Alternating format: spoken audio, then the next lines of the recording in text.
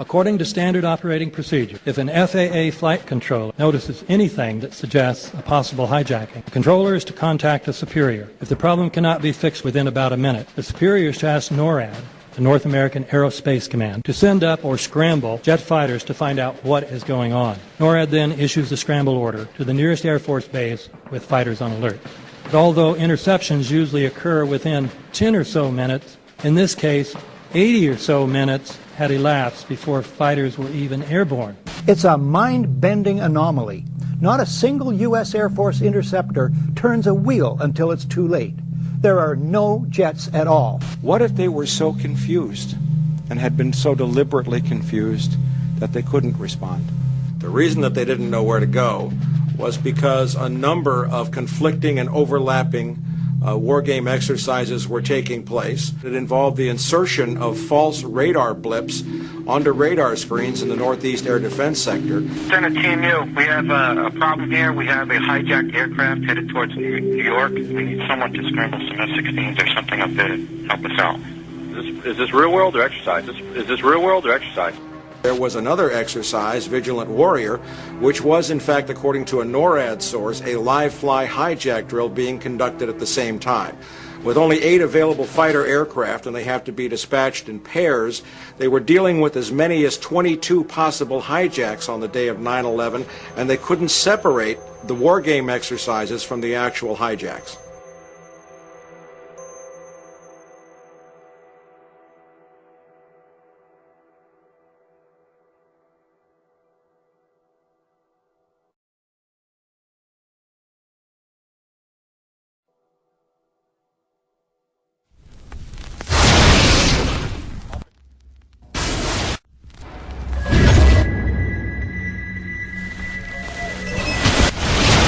Page 172.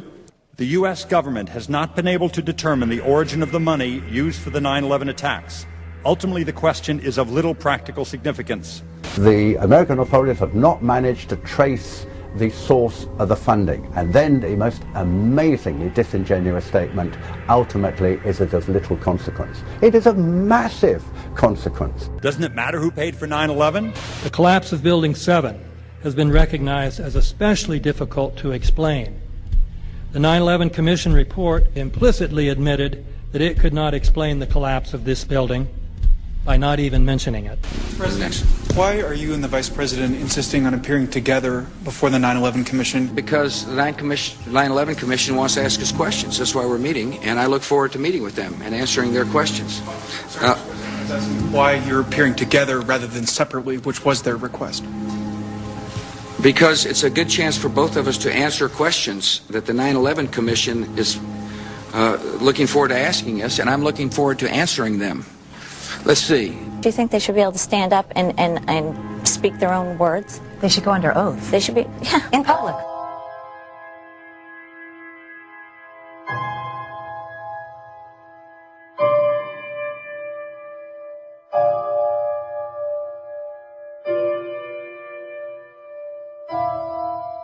Don't you think that the families deserve to have a transcript or to be able to see what you Adam, said? you asked me that question yesterday.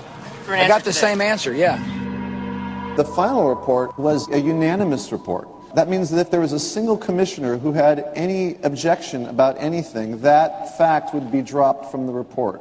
We have found out that he not only served on the transition team of the Bush administration, that he was a person who wrote a draft memo for the setup of the Bush administration's National Security Council, that he was an individual who wrote the preemptive war strategy that was eventually used for the war in Iraq, that he is a close friend of Condoleezza Rice's.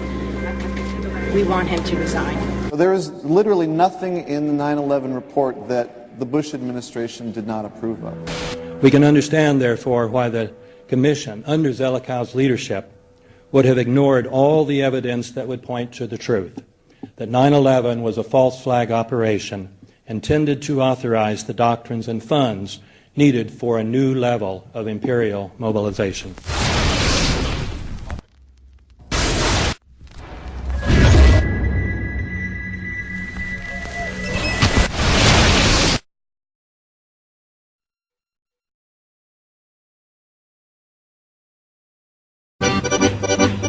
armed with knives, armed with chemical, biological, nuclear weapons. Fanatics, terrorists, September 11th. September 11th, killers, September 11th, terrorists. Terrorists of Al-Qaeda, terrorists, nuclear weapons, terrorists. 9/11, terror, terrorist, evil. September 11th, September 11th. The terrorists, war and danger. September 11th, terrorism, global terrorism, terrorism, terrorists. Terrorists, terrorists, terrorists, terrorists, the terror. Terrorists, terrorist, terrorism. September 11th, global terrorism, terrorists. Terrorism. September 11th, world terrorism, terrorism. September 11th, global terrorism. September the 11th, terror. Weapons of mass destruction. September the 11th, terrorists. The evil terrorists, no.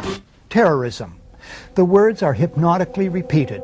Terrorism, terrorist, terrorist threat, and of course, believed to be linked to Al-Qaeda. But it's the so-called war on terrorism that's in our faces practically 24/7 as the inescapable focus of our existence. One day, our grandchildren will look back on this time and ask, how was the war on terror won?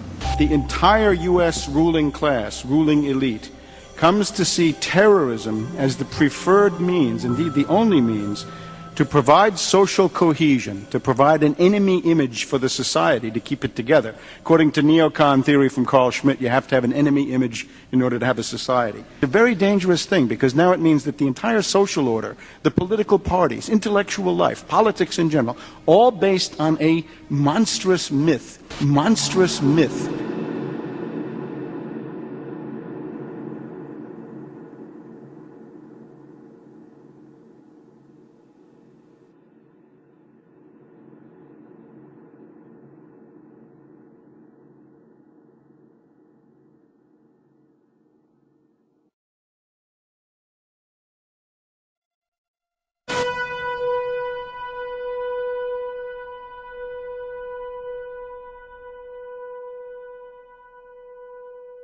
Look, the CIA has done in this country, what they've done to us is unbelievable. Look at the terrorist acts that have occurred. The CIA behind most, if not all of them. We had the Marine Barracks. We had our embassy in Kenya. We had Pan Am 103. We had the USS Cole. We had Oklahoma City. We had the World Trade Center in 1993.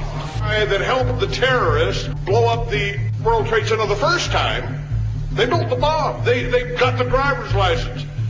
The informant, the FBI informant, a fellow named Salam, a 43-year-old former Egyptian army officer, he was given the assignment to put the bomb together. And he went to his supervisor, his FBI supervisor, and said, we're going to put a dummy bomb in here, right? And the FBI supervisor said, no, we're going to put a real bomb.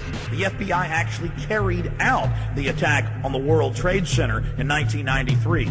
They actually hired Ahmad Salam and paid him $1 million and gave him real explosives, a detonator, and told him to build a bomb and to give it to the foolish people that he was controlling to allow them to attack the World Trade Center complex. Unfortunately for them, there were only 6 people killed, not enough to pass the legislation. So what happened is 2 years later, April 19, 1995, down comes Oklahoma City Murrah building, 168 people killed. 1 year later, the anti-terrorism legislation that takes away any of our constitutional rights and civil liberties is passed.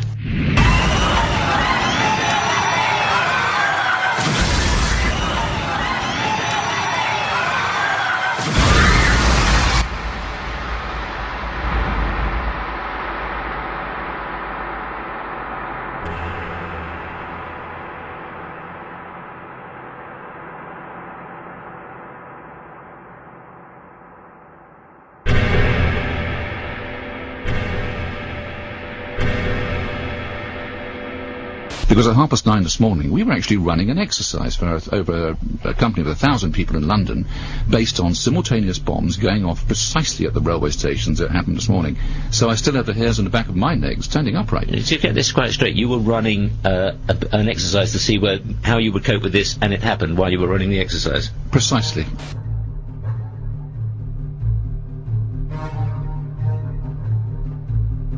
Supposed to believe is some kind of coincidence, there was also an anti-terrorist drill going on 7/7. And again, just like 9/11, they were talking about attacks on the same targets, the same kind of tube stations, and exactly the same time as the actual attack happened, providing some kind of cover for what must be operations orchestrated in some way by the state.